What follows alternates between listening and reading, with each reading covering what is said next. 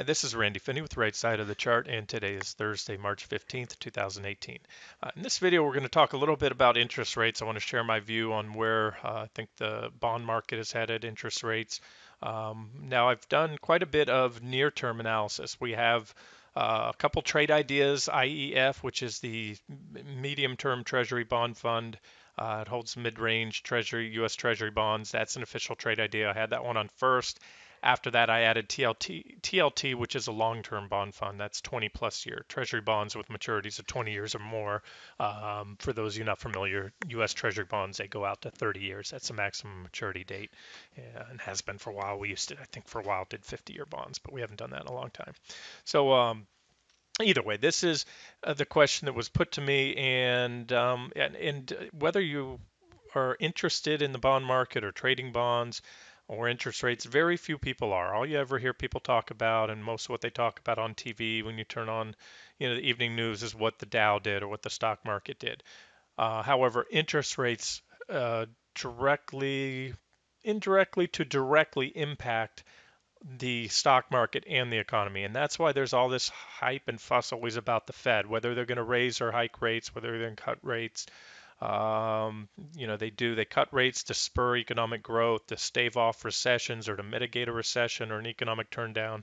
And then they raise rates to put the brakes on when the economy gets too hot, so you don't have a bubble. Now, I'll be the first there. I'm right up there with the critics of the Fed. And I expect nothing different from them in the future. The Fed has always been reactive, not proactive.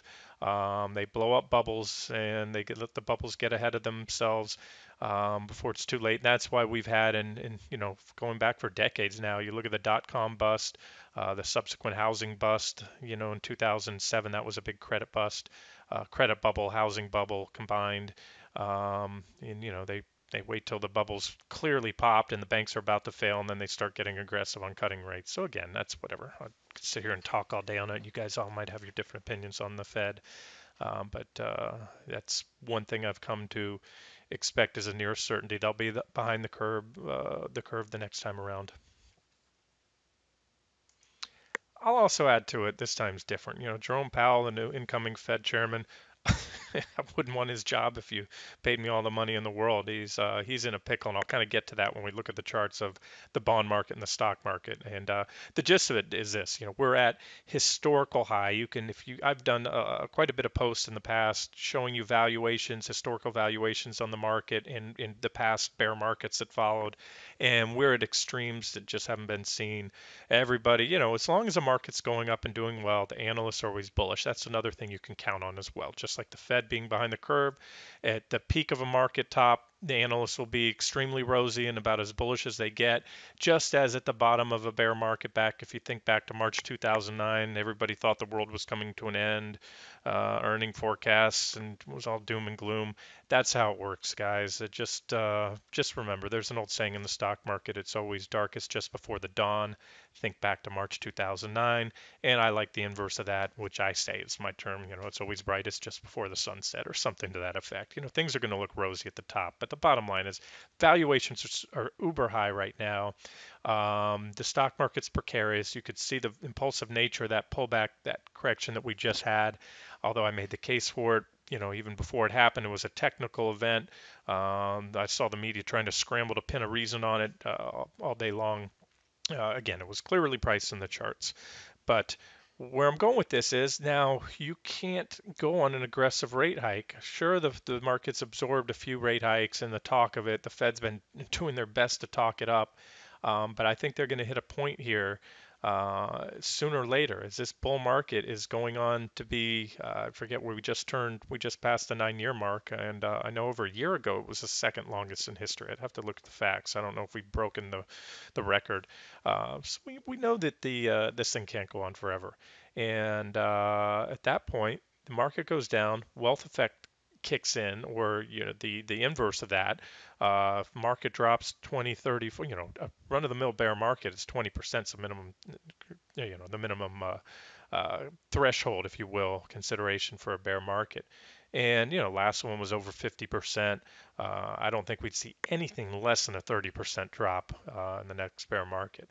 And that's going to have a heck of an effect on the economy because it will trickle down. People will reel back in on their spending. So it's a feedback loop, and or a vicious cycle, if you will. So that's kind of my talk on the Fed. I think they're boxed in. I'm going to show you charts. I'm going to show you some major trend lines to look at on bonds. And like I said, all my analysis, I've already shared my thoughts near term. That's on the IEF and the TLT trade, where Treasury bond prices might be going, as well as in this reply here. Now let me get into some other charts, and I'll show you some considerations, as well as a parallel I'd like to make to Japan. For those of you that are, been around for a while or studied the financial markets, you might be aware that we pretty much are following on the heels of what Japan did back a couple decades ago. Okay, let's start out with just technicals. Now, this is a long term, this goes spans decades. This chart goes back into you can see down here the calendar years, 1977. Rates peaked right here back in, 1981, towards the end of 1981. That was a peak. And this was what we call a secular bear market in interest rates. What you can see here, the difference between a secular and a cyclical bull or bear market. This is a cyclical bull market, and this is a cyclical bear market. Those are drops of 20% or more, usually is the definition. Again, we're looking at a chart on interest rates here, but very clear trend. There's no arguing that has been a secular downward trend in interest rates for decades now, since the late 70s. And I've said this, and I think others have said, there's not a lot of downside. We came close to a zero rate. We didn't go. Some European countries went to a negative interest rate policy, but there's a lot of talk, and I read up on this, and I agree with it. You can only push that needle so far. If you go much below zero and a negative interest rate, for those of you not familiar, when a central bank or a bank where you put your money in sets a negative interest rate, that means you're paying them to keep your money there. You put in 100,000, a year later, you're going to have under 100,000 back in that account. So that's how negative rates work, and that's what I'm saying is you're pushing a on a needle there. You, people will tolerate it when there's financial crisis because they know their money's safe in the bank, but you get down too low. You're not going to go to -3, -5, -10%. Think about it. Nobody will put their money there. They will find alternative assets. They will put it under the mattress. They'll do whatever they can, and so that's why we all know that negative rates can only go down so far and for so long. So what I'm getting at here is we came close. We had a near zero interest rate policy, and so I think it's safe to say that the bottom of rates are in, a floor has been put in, and you can see here this is a very well-defined price channel. So when you look at technicals, this is what I'm looking at. Here's that downtrend line, starts back here, 1979, and comes down, and it's a price channel is what I'm looking at. Now this was what I would, my term, I would refer to this as a natural price channel, and then this being very unnatural. We've never seen this. What the Fed did back after the financial crisis, starting here in '08, that was the first round, quantitative easing. They've never done that before. It was an experiment. So far, so good. They look like the hero saved the day. The world was going to end. I'm a firm believer the world would have went on, let some big banks fail, others would have stepped in to fill the void, but whatever. You can debate that all day long. I was against the quantitative easing, but again, I can't control what the Fed does. But what you're seeing here, these dips down below the channel, what I call again unnatural price action. This is not part of the natural market. Interest rates are normally determined, although the Fed controls the very shortest of rates. The Fed does not, by the way, set long-term bond rates. They don't set this 10-year rate. They don't set the 30-year bond rate. They cannot. The market sets that. It is set by supply and demand. So please don't be confused with, or don't mistake the Fed for being omnipotent with controlling interest rates. They're not. They control the very short-term rate, the rates at which banks loan money to each other, or can borrow from the Fed discount window. But they do not set long-term rates. That is set by the market with what they believe. There's a lot of factors that go in: future expectations for inflation and growth in the economy, as well as the credit worthiness of the country. As long as the USA remains AAA, or we got knocked down to AA last year, a couple of years ago, but as long as people think they're going to get their money back, they'll, that the bonds will hold up. But at the point where they think that a country may not pay back, you look at the bonds from Greece a few years back, Italian bonds, a lot of those, we had those crisis over there. Their interest rates shot up because there was the risk of default on those bonds. So that's another factor. Again, I'm going all over the place here, guys. There's so many factors when it comes to bonds and interest rates. And another, of course, is the U.S. dollar. The way a lot of people said we're going to get out of this mess, the U.S. is printing so much money with this quantitative easing, as has the ECB, that a lot of people say they're going to have to debase the dollar to do it. Because how are they going to finance this tremendous amount of debt, unprecedented amount of debt that they're carrying? I'm talking referring to the U.S. government. If interest rates were to suddenly break out of this range and shoot way up, uh, because their cost of capital now to refinance the bonds that are coming due at these low rates, they have to turn around and start issuing bonds instead of at 2, 3%. They have to start issuing bonds at 5, 6, 7, 8, 10%, and that just to manage the interest expense on those bonds. So what I'm trying to get at, I guess, is there will be a negative feedback loop into this system as far as rates going up. Also, the stock market, as I mentioned, the stock market corrects. The Fed all of a sudden loses power or the ability to raise rates without setting us into an outright, depression. So the market can only drop so much with the wealth effect then kicking in and people cutting back on their spending and all that. So you're not going to see interest rates spiral go shooting up. I don't believe in the coming years because the stock market, number one, is too high and just can't take it. Valuations are too high. This trend of increasing profits and share buybacks and all that, I think most of that's been priced into the market for the foreseeable future and possibly all of it. So that's take that into account with what rates may or may not do going forward. All right. So let's just, back from a technical level, and then we'll move on. We'll get away from this chart. We'll look at the long bond real quick, the 30-year bond. But the fact is, there was a little false breakout here. I will admit this is not the best or the most well-defined trend line that I have. There's a couple breakouts there, but if we look at it here, we are at support on that, or resistance, I should say, on that trend line, which is also right about this previous reaction high from 2013 here. We had a reaction high back here. We had reactions here. So this is a technical level. We have both horizontal and trend line resistance on TNX, which again, if I didn't clarify that, I think I did in the beginning. TNX, we're looking at the 10-year U.S. Treasury bond. Um, a lot of people aren't aware of this. I don't know if it's changed. Since I used to be in the business, I was a former financial advisor, stockbroker, but I worked closely with the mortgage folks. And back then, it used to be that your 30-year mortgages were even more affected by the 10-year Treasury bond, believe it or not, than the 30-year long bond, is what I was told. And again, any mortgage experts might want to chime in on that. So I keep a close eye on both. So I adjusted that trend line down, as you can see right there. And what that shows is maybe a breakout right here. It's not very impulsive so far, but again, we've had a few breaks above that trend line, so I'm not putting too much stock into it, if you will. Bigger picture is the trend is down, has been down, but it's also bottomed out, has nowhere to go. And if you probably noted these divergence lines, these are big, powerful divergence. So, if I had to sail around the world for the next 10 years, where would rates be? I would have to say higher. We're at the end of a secular bear market in rates. But the question is, and this is where I think some people might miss out on what can possibly happen here. As I said, there's very little downside, minimal downside, because you cannot go down to or very far below zero. So the downside is very limited, and we know that. Um, but we also, just because we've hit the bottom in rates doesn't mean that we've hit the bottom and we must go up. It's not the old saying, what goes up must come down or what goes down must go up. There's this possibility, and that's what I'm going to talk about.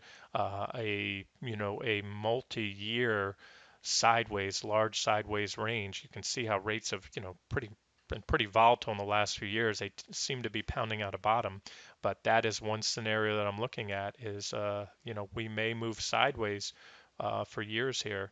with the ups and downs, and those ups and downs will probably coincide a lot with what the market's doing. If we have a market correction, all of a sudden you'll see yields shoot up. Stock market does well, yields abate. Um, and again, there's other factors. There's the supply, the amount of bonds they put on the market, what the U.S. dollar is doing, what other countries are doing with their interest rates, and how much bond supply is on the market. So, all right, let's stop there, move on to the 30-year bond, and then we'll wrap it up with the analogy with Japan.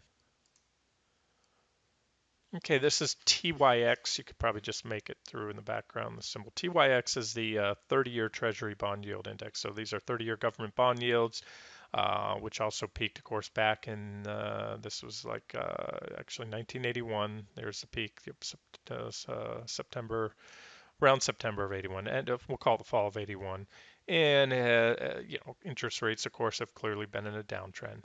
The 30-year is usually normally higher than the 10-year bond. You're locking your money up for longer, so you get a higher risk, unless the yield curve inverts, and that's something else I've been watching lately. I think it was what the last out of each of the last four recessions or bear markets were preceded by an inversion in the yield curve. If you don't know what that term means, look it up. I don't want to get too much off topic in this video. But there it is, divergent low. We had a price channel, but again, like I talked about with TNX, we had these rounds of quantitative easing that have kind of knocked us down below trend. But either way, you have to respect the technicals. So I do have this trend line here. The charts are the charts. Whatever happened to it, that's a result of what went on in the markets. And there it is. So you have the bullish divergence in place. As I say, bullish divergences are not a buy signal. They're an indication that a trend change is likely. But bullish divergences, number one, they can continue to diverge. We can continue to see these indicators make higher lows while treasury yields come down and make lower lows. Or we can continue to move sideways, or there's always a possibility, and I see it, all the time, divergences burn through, they get taken out or negated. In other words, when you move below the previous lows on these indicators, if the indicators drop below those lows, then you no longer have that bullish divergence. So there it is. So you could certainly make a case that treasury bonds or treasury yields, I should say, bond prices work inverse. Yields go up, bond prices go down. You can say that yields are set up for a reversal, and I think it's safe to say that we are at the end of a cyclical bear market in treasury yields. But there is the possibility, for the reasons I mentioned before, that just because we're at the end or the bottom of that bear market doesn't mean a new bull market must start. We could be looking at years of sideways chop within a range here. And most importantly, until and unless we take out these trend lines, you can see I have alternative trend lines here, just trying to fit as many reactions as I can. I'd probably put a little more. I have a few more reactions on this purple or magenta trend line. There's that yellow down trend line. There's a potential bull flag that I mentioned that looks like we broke out of on TYX. But so far, it's not playing out very impulsively to the upside. This was a measured target. So that's it, guys. You can see some lines here, pretty significant resistance level. So I will say this, as much as it looks like a bottom has been put in on treasuries, they certainly have their work to do. I don't have all these lines tuned up. I'm going over these lightly colored resistance levels that I have here, and you can see that TYX, the 30-year Treasury bond, has quite a bit of resistance overhead to take out. And I don't think we're going to see this sharp explosion in interest rates. I don't think the economy could take it, especially at the late stage that we're in. The housing market, with housing prices again in a lot of areas reaching pre-bubble levels. I'm talking going back to the 2006, 2007, before the bubble popped. Um, that's it. So the Fed, the whole system is sort of pinching a hole, and that's why I said, if you guys have followed my analysis, I think the next bear market isn't going to be like 2008 again. We're not going to have a meltdown. That's at least my opinion, where it's a quick waterfall sell-off that was over. Seemed like before a lot even realized it started. I'm sure they, maybe I'm understating it there, but it was a relatively quick bear market under 2 years. and market lost over 50% of the value. I think the next one will be more of a slow grind down, with a lot of opportunity to make money both on the rallies within the overall downtrend. And just like you could, here's a cyclical downtrend with plenty of opportunities to go long and short. And that'll be the case in the stock market, even if we trade around in a sideways trading range. Okay, real quick, for those of you not familiar, Wikipedia, of course, is not a be-all, end-all source. It's open source; people can write whatever they want, but does a pretty good job of explaining the what's referred to as a lost decade in Japan. Go ahead and read about it. I'm not going to read everything, but it's basically from about 1990, they call it 91 to 2000, is what they referred to it. A period of economic stagnation in Japan that followed an asset bubble collapse in late 1991 or early 92. And actually, a lot of people, if you look at the charts of bonds and the stock market, a lot of people even refer to it as the lost score, the lost 20 years, where basically Japan lost out on 20 years economic growth. And where I'm going with this is, to me, yes, there are differences, and I'm sure, I may get some feedback that, oh, we're not Japan, we have this, they didn't have that, blah, blah, blah. But the similarities were, very, very striking, in my opinion.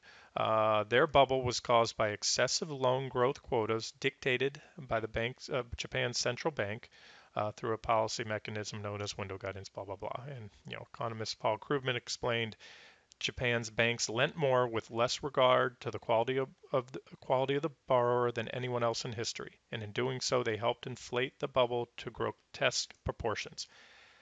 My former career, I was a stockbroker at a college, did that for 13 years. My final years, I worked for several regional banks, and I was, an officer at the banks, financial advisor, stockbroker. And so what we would do, the big buzzword back in the 90s, I don't know what the banks are doing today, was cross-selling, which means they would have us go out. I'd get with the commercial lenders, the mortgage folks, and refer, you'd refer your customers to them if there was an opportunity, and they would refer their customers to you. That's what management wanted. So, and I worked with these people. I got to know the mortgage brokers and commercial lenders and all this, and especially when it comes to the mortgage brokers who were making the retail, for mortgages for homeowners. It was crazy. We would sit down and they would tell me almost in disbelief the mortgages that they were pushing through. And again, this is back in 2005, 2006, 2007. So I saw the writing on the wall. It was crazy. Joe truck driver would come in making, 30,000 a year or whatever. I might pick the wrong industry. I'm sure some truck drivers make great money, but somebody who could hardly fog a mirror, that's all they had to do really pretty much is fog a mirror and they'd get approved for a loan on a $250,000 house, when they clearly didn't have the income to pay for it. And they would be put into, these adjustable mortgages that started out really low. And now here's the thing. People blame the banks for doing that. It was not the banks. I would sit in these meetings with the banks. You'd go to the executive meetings, and when mortgage would get up there and talk, hey, how are your mortgages looking this month? Well, we're held back right now. They couldn't lend Daddy Warbucks a $1.2 million. They couldn't give him a $1.2 million mortgage to buy that nice house on the water until they gave Joe can't afford a house a mortgage. That was part of the CRA. They hadn't met their CRA minimums for the period. CRA is a Community Reinvestment Act. I think that's what it was called back in the 90s, where the government imposed on the banks, if you want to lend more, you want to make mortgages, you must make a certain percent of mortgage loans available to these, low income people, because everybody should own a house. That was the policy. So where I'm going is that is exactly what we did. Our government did the same thing, from the top down, forced that lending with very lax lending standards, which led to the credit bubbles. Yes, there's a lot of facets to it, the CDOs and everything else that they started wrapping these mortgage pools in. But the bottom line is we had a credit bubble, and that credit bubble burst in 2007 in the 2008 meltdown. And what did the Fed do to remedy it? They blew it back up. They did the same thing. They blew up the bubble even more with quantitative easing, even more debt. um, coming down, and you probably read the headlines. They're repealing a lot of the safety checks that they had put in place for the small and mid-sized banks. That's about to go through right now. So we're back to where we were. So again, I don't see they claim to think that the bigger banks are not at risk for crashing or any type of meltdown thing. But the bottom line is, they fix the problem with more of the same, and that's a lot of excess credit. Okay, it's been a long video, but to wrap it up, let's just conclude with comparison of then and now. So let's just assume, for sake of it, that we are following in the wake and making the same mistakes that Japan made. By the way, they were the first to use the zero interest rate policy. That was their gig, or historically, I think it was used once way back in many years earlier briefly, but that is what they did to combat their collapse of their credit bubble. And what we're looking at here are two charts. I have the 10-year Treasury, United States government 10-year bond yields right here. This is similar to the chart we're looking at back here is 19 when they peaked. It's looking like 1984 there on the 10-year. It's not what it showed on the other. Oh yeah, you know what? Continue to go a little to the left here. Either way, you can see late 80s. You can see the 10-year bond yields dropping. And here's where we're at today. So you can see they bottomed out and we're a little bit above. We hit, not too long ago, we are hovering around the 2% range, got a little bit below that. That's us. And so I made the case, bullish divergence, everything else, trend line breaks, and on face value, that chart looks like it may just break out, and rates will now start a new secular bull market. Here's Japan. There's nothing to the left here because what I did, a little sleight of hand here. I moved off the right of the chart. So basically, you're also going back to the mid 80s here, and you can see that they, like us, like most countries, most developed countries, I should say, that had decent credit quality, are going to, roughly their bond yields will roughly track each other. So you can see Japan was, they were in a secular bear market on their yields, and then their bubble popped, as I said, earlier about 2001. So here we are back in late mid 2000, right about where we are today. They were right about 2%. Now what happened from there? Instead of going up, like one might have thought, here's what Japan has done since 2000. They dropped from, again, about where we were. They continued to go down, and they're pinned down to the near 0 point. They had no choice. They could not raise rates. They had stagnant growth that went on for decades. Again, that was why it was called the lost decade, or the lost score. So, I hate to be the Debbie Downer here, but we don't have to have 20 years of stagnant growth in the U.S. markets. Anything is possible, guys. But this is, I think, we're in a similar trap, if you will, where I don't think the Fed's going to be able to push that much on rates. If the inflation numbers come in hot and the economic data supports it, great. But again, you have the big bubble now. We went from probably more so a credit bubble. We'll call this one the stock market bubble. I think that's what it'll go down in history as. Um,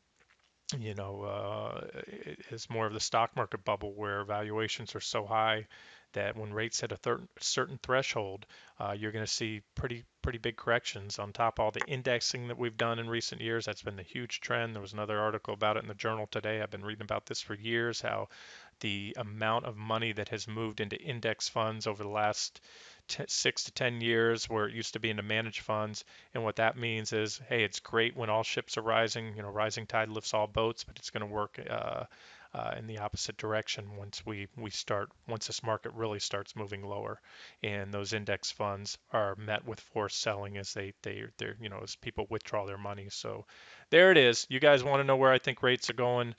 I think we're in for a period of stagnant low interest rates, but a very large trading range. You can trade bonds, but I don't see government bonds and CDs hitting that 7, 5, 6, 7, 10% mark that they were at when I got into business back in the early 90s. but anything's possible. But again, we'll take it day by day. That's what the charts are for. Like I said, we can get a better idea on the near-term direction, a much more accurate picture by reading the charts. And we'll keep an eye. I will keep an eye on those longer-term charts for breakouts of those key trend lines and resistance levels, and that might change my view on rates. This has been Randy Finney with Right Side of the Chart.